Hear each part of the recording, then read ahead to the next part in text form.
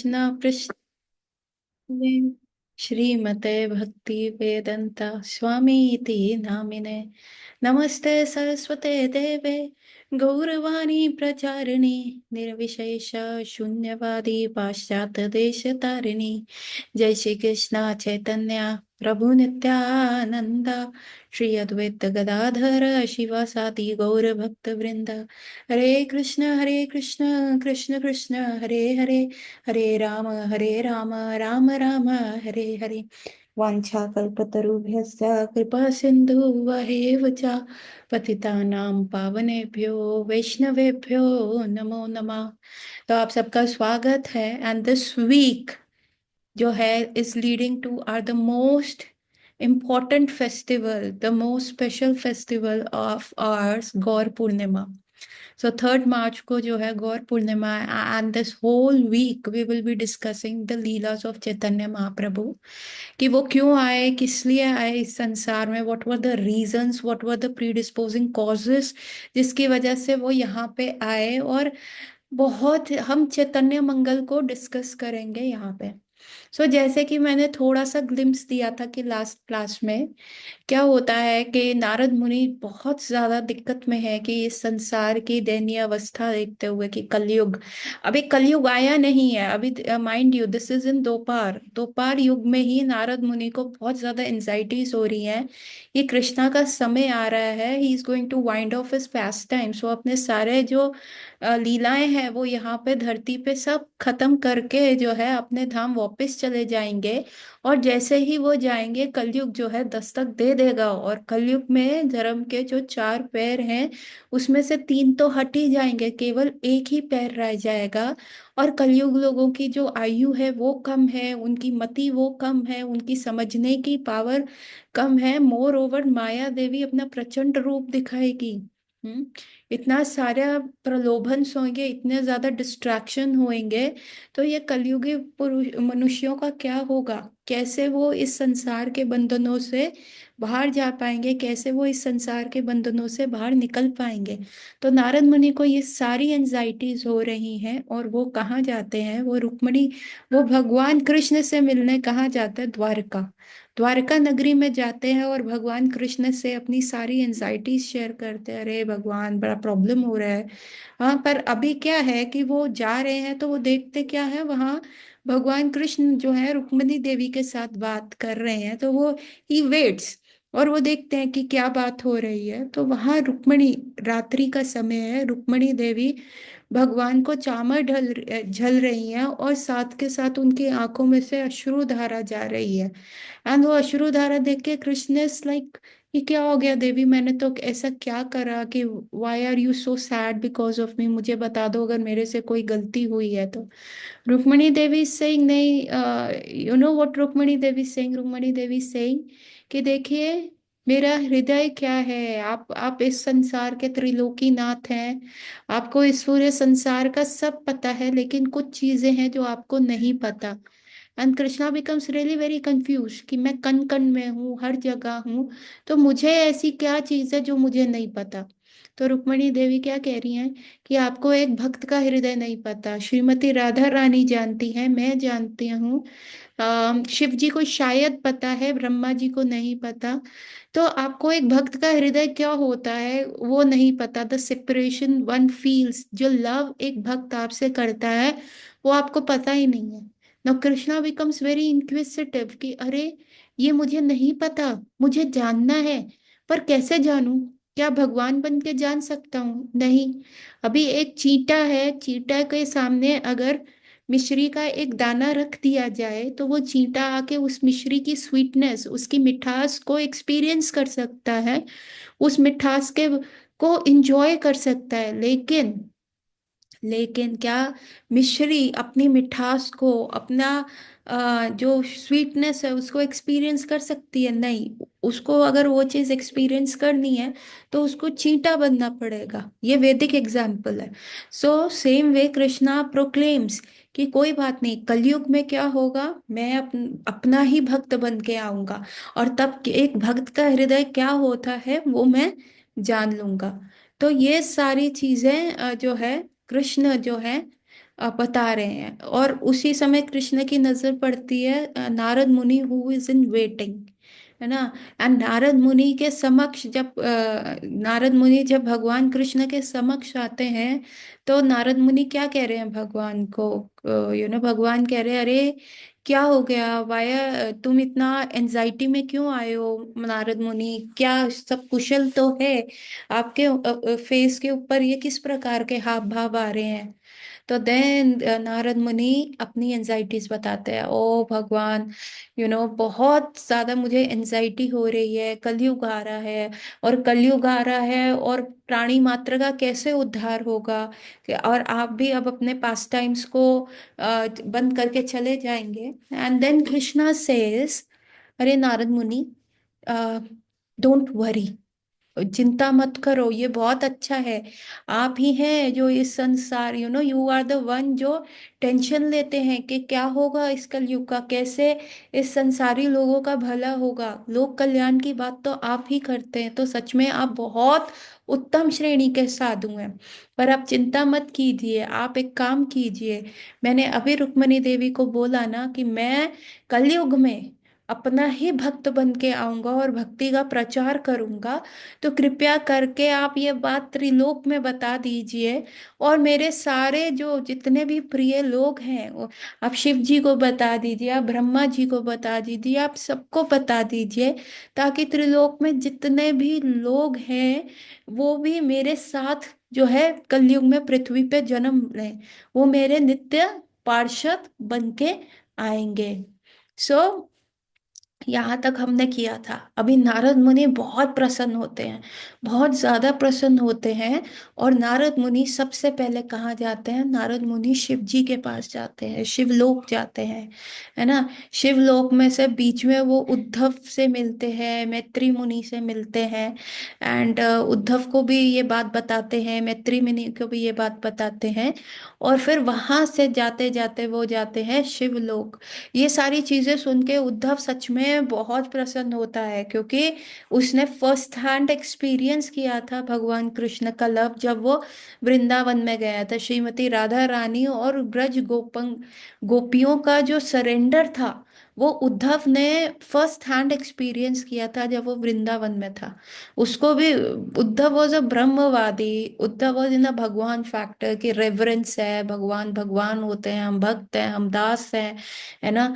और वो सारा जो अष्टांग योगा, वो सारा जो ज्ञान योगा लेके उद्धव वृंदावन गया था, और गोपियों ने उसका जो ये भ्रम था, जो उसका एजुकेशन का लेवल की धज्जियां उड़ा दी थी। कैसे है ना, उद्धव शुद्धो हो गयो सुन गोपियों के बोल, ज्ञान की बाजे डुब डुबी प्रेम के बाजे ढोल। तो उद्धव शुद्ध हो गया, और जब उद्धव को ये सुनने में आता है कि यस भगवान जो है आएंगे, तो उद्धव बिकम्स वेरी हैप्पी, ही बिकम्स वेरी वेरी हैप्पी कि फाइनली भगवान जो है अब धरती पे अपना भक्त समझ के आएंगे। क्योंकि उद्धव जब गया था ना, वृंदावन गए थे, तो उद्धव यही कह रहे थे कृष्ण को, कि देखो मैं अभी सुबह जा रहा हूँ, मैं शाम तक लौट आऊंगा, मैं उन लोगों को समझा दूंगा। तो कृष्ण का, तुम पॉसिबल है कि सुबह जाओगे और शाम को वृंदावन आ जाओगे? दिल्ली के लोग ऐसे ही करते हैं, सुबह सुबह जल्दी जाते हैं और शाम तक वृंदावन में बांके बिहारी के दर्शन करके लस्सी पी के टिक्की खा के वापस आ जाते हैं। तो that was the thing which we use to do. I don't know about you people, but हमारा जो ये था ऐसा था। तो उद्धव ने भी कहा हाँ कि, तो कृष्णा कहते हैं जब when you will experience a real Vrindavan ना उद्धव, वापस आना मुश्किल होगा। अभी ये कृष्ण मन में सोच रहे हैं, और उद्धव जो है वृंदावन आते हैं, and he experiences that real Vrindavan, he experience the love of a devotee towards the Lord. वो चीज देख के जो है भगवान, मतलब उद्धव इतने निहाल हो जाते हैं कि जो शाम को वापस आना होता है वो 6 महीने के बाद वापस आते हैं। और फिर भी वो कृष्ण को आके कह रहे हैं कि कृष्णा आप सरवाइव कैसे कर रहे हो, आप यहाँ एक पल भी क्यों रह रहे हो? तो कृष्ण कहते हैं अरे उद्धव तुम तो समझाने गए थे उन लोगों को, तुम तो एग्जैक्टली उन लोगों को बोलने गए थे कि ऐसा नहीं करो वैसा नहीं करो, अभी तुम उनकी भाषा कैसे बोल रहे हो? कहते हो नो, तब तक मुझे पता नहीं था प्रेम क्या है, तब तक मुझे पता नहीं था एक भक्त का हृदय क्या है।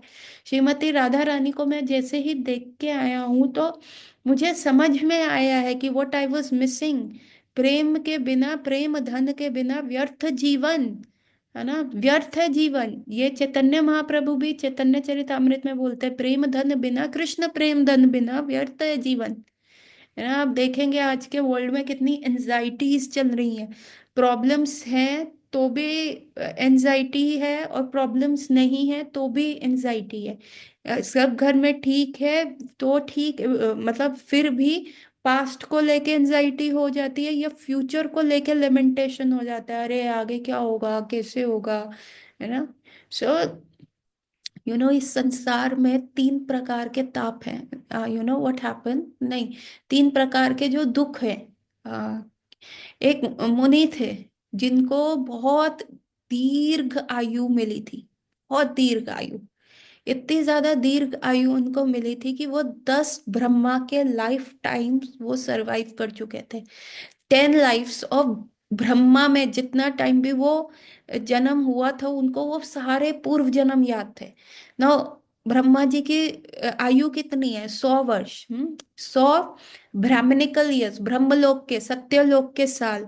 अभी 100 साल सत्यलोक के अगर हम अर्थली ईयर्स में ट्रांसलेट करें, हाँ, धरती के जितने हमारे साल होते हैं, एक साल में 365 दिन होते हैं, इसमें कन्वर्ट करें तो ब्रह्मा जी की आयु है 311 ट्रिलियन और 40 बिलियन साल। हम्म तो ऐसे 10 आयु जो ब्रह्मा जी के, 10 आयु ब्रह्मा जी के किसने देखी थी? उन मुनिवर में देखी थी। तो ऐसे ही उनका इंटरव्यू हुआ और उनसे पूछा गया कि कृपया करके बताइए, आपको तो 10, अब 10 ब्रह्मा की आयु आपने सरवाइव करे और वो सारे जन्म आपके याद हैं, तो इनका कंक्लूजन क्या है? तो वो कहते हैं देखो इनका कंक्लूजन क्या है, मैं कभी किसी ब्रह्मा के एक जो एरा था उसमें मैं चींटी बना, किसी ब्रह्मा के एरा में मैं पक्षी बना, किसी ब्रह्मा के एरा में मैं जीव बना, कभी मनुष्य बना, और मैंने सब योनियां झेली हैं, हर के लिए मनुष्य भी बहुत जीवन मैंने लिया है। लेकिन लेकिन मेरा एक ही कंक्लूजन है, और वो कंक्लूजन है सिर्फ इस संसार में दुख है और कुछ नहीं है, केवल और केवल जो है दुख है। अभी तीन प्रकार के दुख अगर हम बात करें ना, क्या होता है? एक होता है आ, एक होता है सो एक सी विवाह।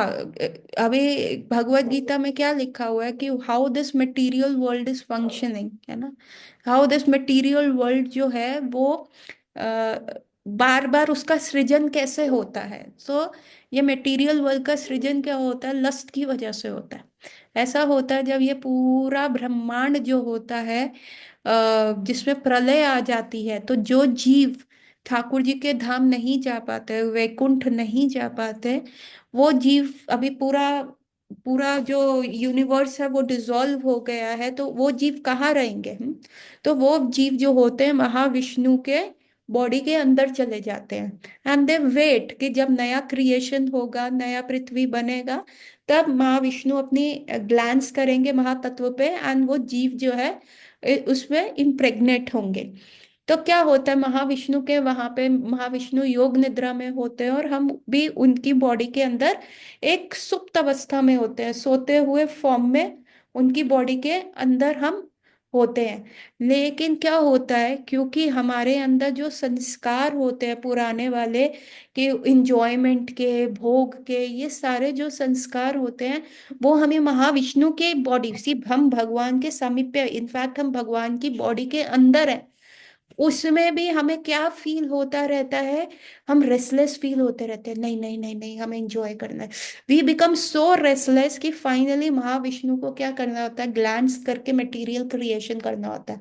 वो रेस्टलेसनेस क्यों होता है हमारे अंदर? क्योंकि वो काम की भावना होती है। तो ये संसार का जो सृजन होता है वो ये काम की भावना के लिए होते हैं, और फिर इन जीवों को उसमें डाला जाता है क्योंकि भगवान लव्स अस, तो he is a very kind father.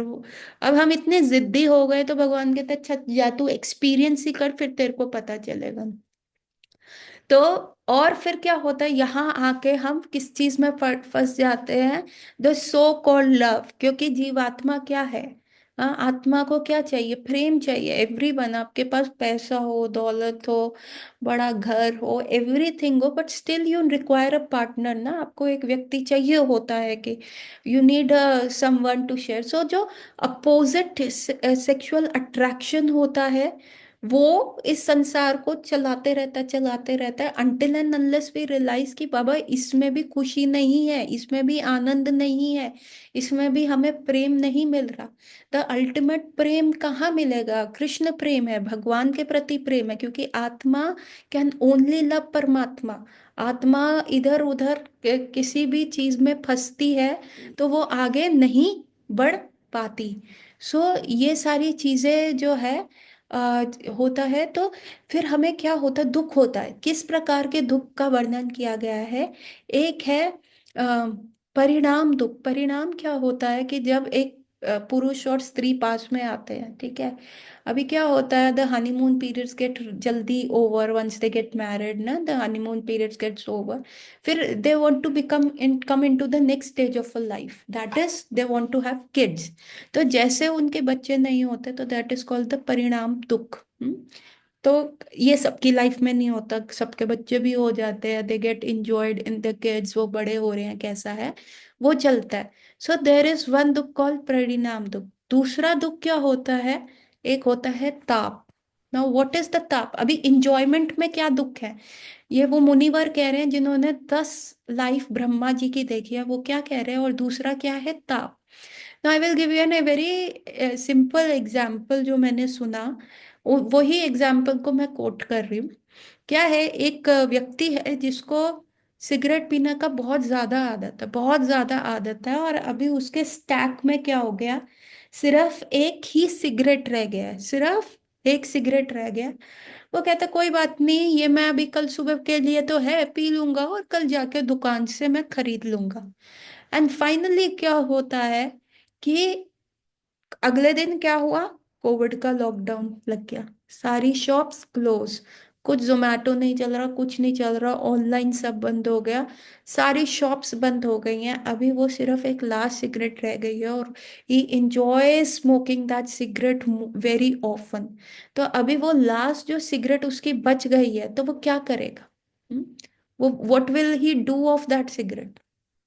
जब वो फूक रहा होगा, वो जो सिगरेट को फूक रहा होगा, तो उस फूकने से क्या होगा, धीरे धीरे धीरे धीरे वो सिगरेट क्या होगी, खत्म होती हुई फील होएगी। और विद एवरी पफ उसको खुशी होएगी या उसको दुख होगा? Please type in the chat box. वो तो इंजॉय कर रहा है, वो सिगरेट को इंजॉय कर रहा है, पर क्या है, यस उसको दुख होगा। क्यों? क्योंकि इंजॉयमेंट में वो दुख करेगा, क्योंकि अब ये तो खत्म हो जाएगी। हाँ, क्या आप 10 दिन में ये तो अभी 10 मिनट में खत्म हो जाएगी। तो विद एवरी पफ उसको क्या लगेगा, दुख होगा। सो द इंजॉयमेंट में भी ये दुख रहता है, ताप रहता है कि अरे ये तो खत्म हो जाएगा। हम वेकेशंस पे जाते हैं, वेकेशन 10 दिन की होती है, अरे ये तो फिनिश हो जाएंगे, फिर रियल लाइफ में आएंगे। तो जो इंजॉयमेंट में भी आप कहते हो ना कि नहीं थोड़ा तो हैप्पीनेस है ना इसमें, हमको अच्छा लगता है, तो ये वहीं पे खत्म हो जाता है। और तीसरा जो है वो होता है संस्कार। नाउ आपको व्हाट इज द दिस दुख रिलेटिंग टू संस्कार? सपोज करो आपको बहुत अच्छा स्पाउस मिल गया, बहुत अच्छा लाइफ पार्टनर मिल गया, and you are enjoying like anything. आपके कोई लड़ाई नहीं होती, होते भी है तो छोटे मैटर्स होते हैं, रिजॉल्व हो जाते हैं। You live like a good friends, good companion, है ना, सारे आप अच्छे, और आप मतलब like you become very happy with this, कि इकट्ठे सब हो रहे हो। जब दुख होता है तो आपके पास देर इज समवन की जिसके आप ऊपर रिलाई कर सकते हो, है ना। So all these things are there. तो लेकिन क्या होता है, ये संस्कार बन गए, एक अच्छा पार्टनर लेने के आपके संस्कार बन गए कि भाई इसी में मेरा सुख है। एक अच्छा पार्टनर मिलेगा और सारी चीजें अच्छी होंगी। पर आप नेक्स्ट लाइफ में इन संस्कार के साथ जाते हैं तो व्हाट इज द गारंटी कि आपको नेक्स्ट लाइफ में भी ऐसा पार्टनर मिलेगा? There is no guarantee. पर प्रवृत्ति क्या हो चुकी है उस इंजॉयमेंट की? प्रवृत्ति क्या हो गई उस सॉलिड एंजॉयमेंट की कि हाँ, I I had a life partner जो मेरे साथ बहुत अच्छे से रह रहा था, वी वर लाइक गुड, है ना। पर अभी नेक्स्ट लाइफ में आप गए तो संस्कार तो वैसे ही आए ना, आपकी प्रवृत्ति तो वैसे ही बनती है जो पूर्व जन्म में कर्म किए होते हैं। सो दीज आर द दुख इवन इन द इंजॉयमेंट। आज जो इंजॉय कर रहे हो, suppose you are enjoying a lot of riches, आपके पास बहुत पैसा है, हाँ, आपकी प्रवृत्ति कैसे बन गई एज अ किंग। लेकिन अगले जन्म में you are born into the house of a popper.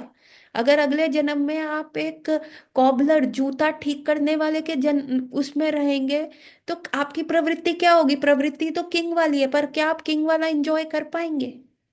नहीं कर पाएंगे ना। आप देखेंगे कि कई जो होते हैं लोग जो बहुत ही निम्न जाति में भी पैदा होते हैं लेकिन उनका ईगो बहुत होता है। They are not humble. क्या हो गया? कैसे हो गया? हम है ना, क्या हो गया? हम इंसान नहीं है। सो दे आर लड़ने के लिए रहते। सो क्या होता है कि इवन इन द सुख of today it is laying the bees of a दुखा टुमारो। तो ये सारा सुख है ही नहीं इस संसार में, है ना। Even in the enjoyment also अभी क्या बट फर्स्ट क्या था? फर्स्ट वॉज परिणाम। परिणाम क्या था कि even husband and wife are enjoying the sexual act, sexual relationship, but उनका बच्चा नहीं हो, they are bereft of having a kid. तो क्या हो गया? उनको दुख होगा ना। सो आप अगर आप चाइल्डलेस कपल्स को देखो ना, इनफर्टिलिटी के केसेस में देखो, तो sexual activity becomes like an act. It becomes like अ काम खत्म करने वाली है। पूरे कैलेंडर में डेज मार्क करते हैं डॉक्टर्स, उनको बताते हैं देखो इस दिन ट्राई करना, इस दिन ट्राई करना, प्रोबेबली यहाँ पे ओवुलेशन होगा।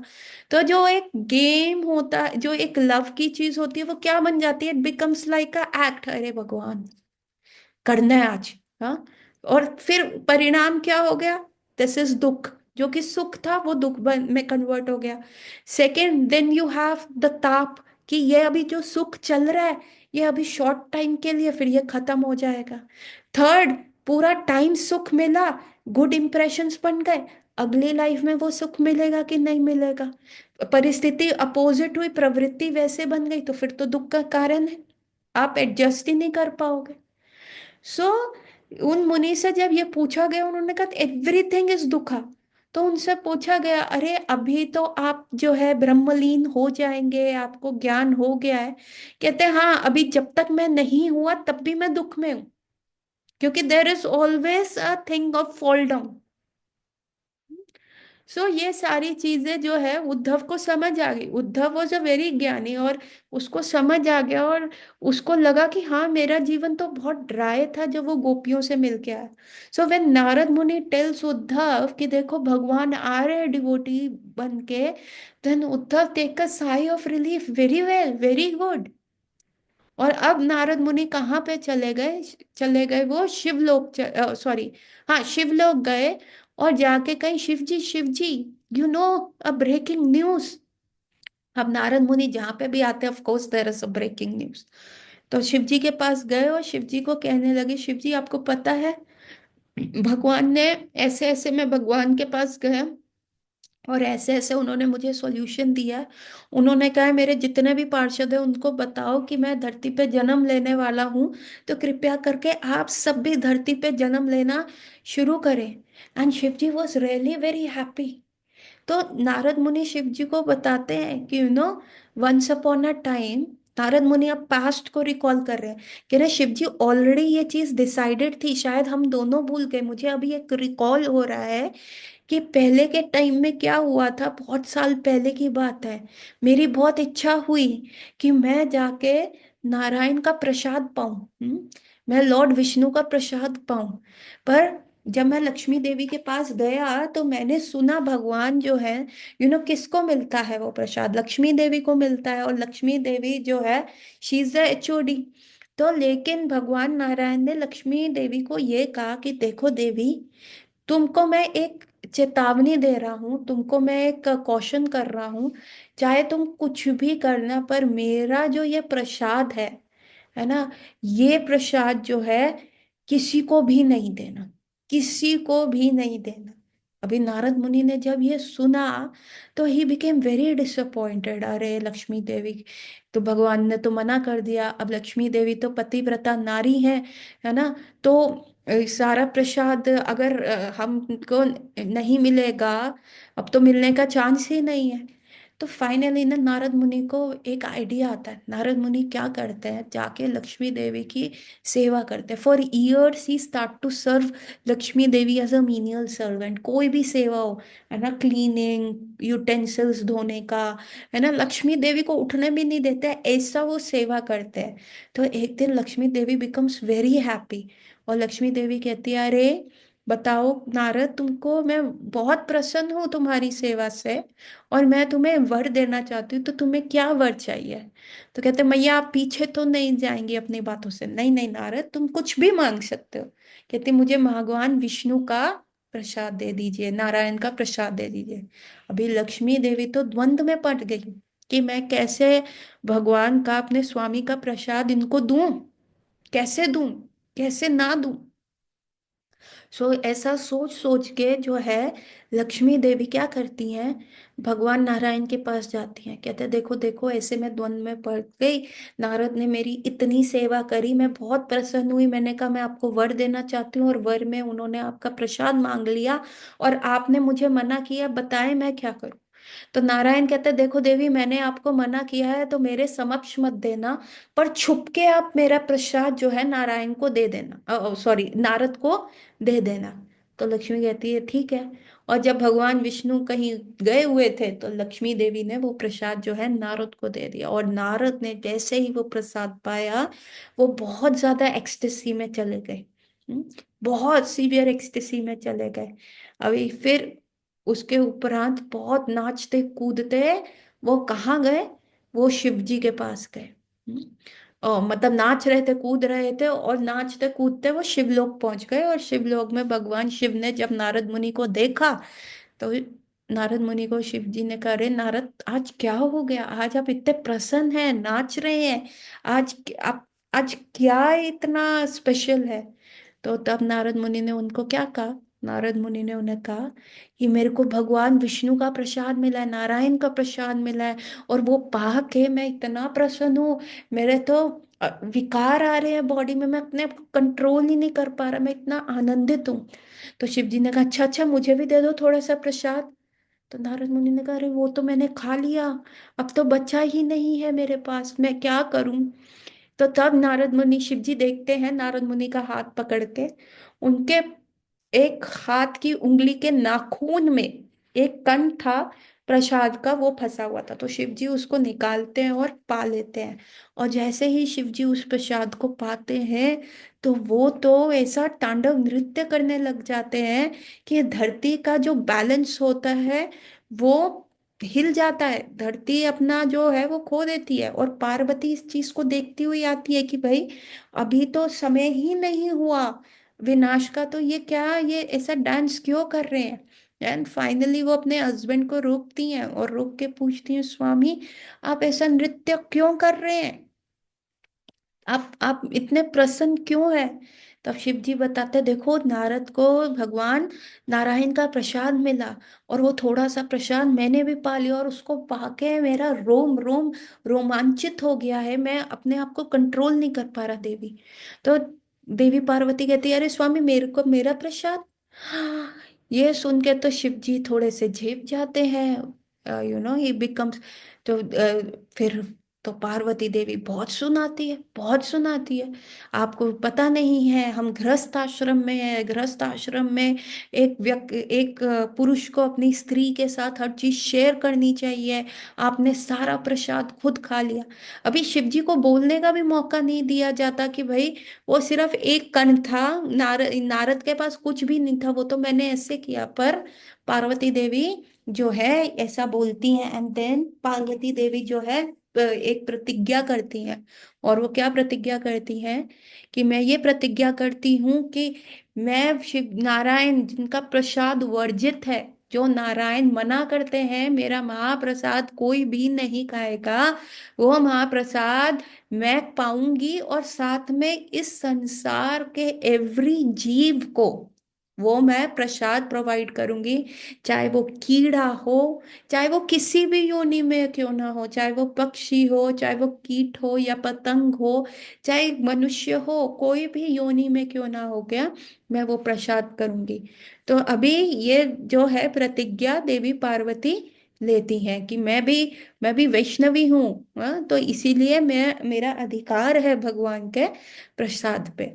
तो ऐसा शिव जी और नारद मुनि रिकॉल कर रहे हैं, कह रहे हैं अभी लगता है वो समय आने वाला है। क्योंकि तब नारायण भी उसी समय प्रकट हुए थे और उन्होंने कहा था देवी मैं तुम्हारी प्रतिज्ञा का मान रखूंगा, मैं तुम्हें ये वचन देता हूं कि तुम्हारी ये प्रतिज्ञा पूर्ण होगी। तो अभी जो है ये सारी चीजें चल रही हैं। एंड कहते हैं शायद अब शायद कुछ हो रहा है। So these people are just speculating कि क्या होने वाला है। ये एक्साइटमेंट हो गया कि भगवान जो है धरती पे आएंगे और इस बार भक्त के फॉर्म में आएंगे।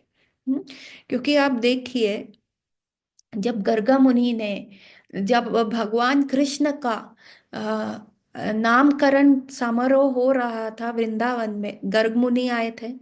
तो बेसिकली वासुदेव ने ही भेजा था, क्योंकि वासुदेव न्यू द सीक्रेट कि कृष्ण जो है गोलोक में है नंद बाबा के यहाँ, और रोहिणी मैया भी वहां पे, और रोहिणी मैया ने भी एक पुत्र को जन्म दिया है। तो अभी क्योंकि गर्ग मुनि जो थे वो वासुदेव के उनके कुल गुरु थे, उनके राजा के कुल गुरु थे, राज पुरोहित थे, तो बेसिकली नामकरण संस्कार जो है होना चाहिए। तो इसीलिए वासुदेव ने छुपके से गर्ग मुनि को वहां पे भेज दिया कि चलो रोहिणी तो वहां पे है, रोहिणी के बेटे का नाम करोगे ही करोगे, तब जो नंद बाबा है वो भी आपको कह देंगे कि मेरे भी पुत्र का नामकरण कर दीजिए, अब आप आए हैं तो आप दोनों पुत्रों का नामकरण कर देना। और जब ये and the whole ceremony happened in a lot of secrecy, बहुत सीक्रेट में ये सारी पूरी सेरेमनी हो रही थी। और तब क्या होता है, गर्ग मुनि क्या कहते हैं कि हे भगवान आप तो त्रिलोकी हैं, हाँ ये त्रियुगी हैं। गर्ग मुनि नंद बाबा को ये बोलते हैं आपका जो पुत्र है ये पहले वासुदेव का पुत्र भी बन चुका है, अभी वो सीक्रेट बोल रहे हैं, पर नंद बाबा ये चीज कर रहे हैं कि वो पिछले जन्म में ये शायद वासुदेव का पुत्र होगा और इस जन्म में ये मेरा पुत्र है।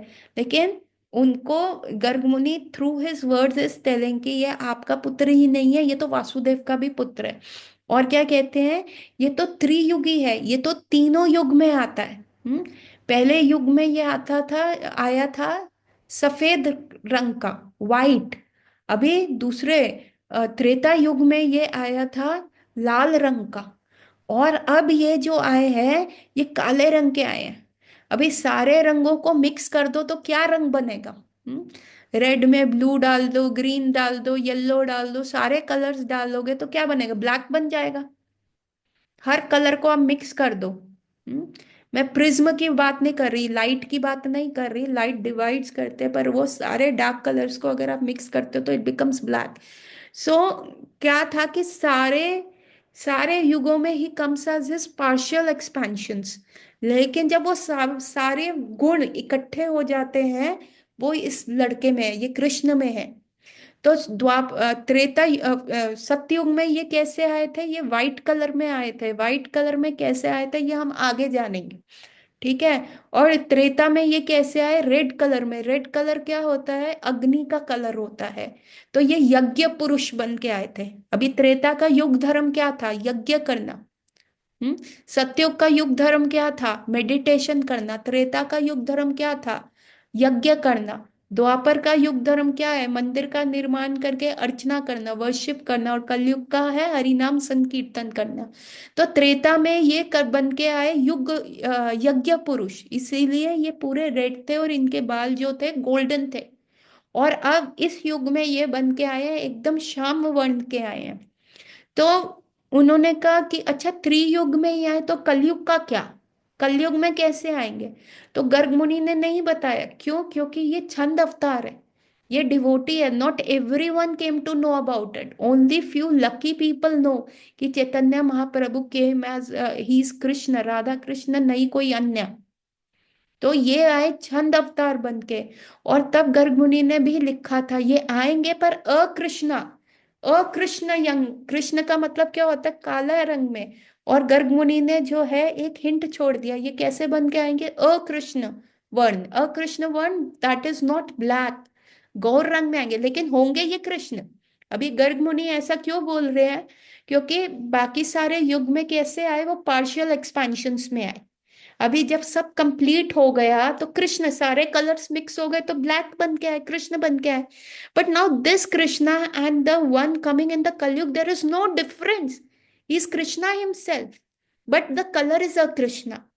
सो एक ही चीज वो जब रिपीट रिपीट कर रहे हैं, तो ये थोड़ा ना करेंगे अभी भी कृष्ण बन के आ रहे हैं, अगले बार भी कृष्ण बन के आ रहे हैं, है ना? तो अभी जैसे क्या होता है कि हम, अनिकेत इंडिया आता है, हाँ, रशिया से, तो हम कहते हैं Aniket came last year, Aniket will come this year, है ना?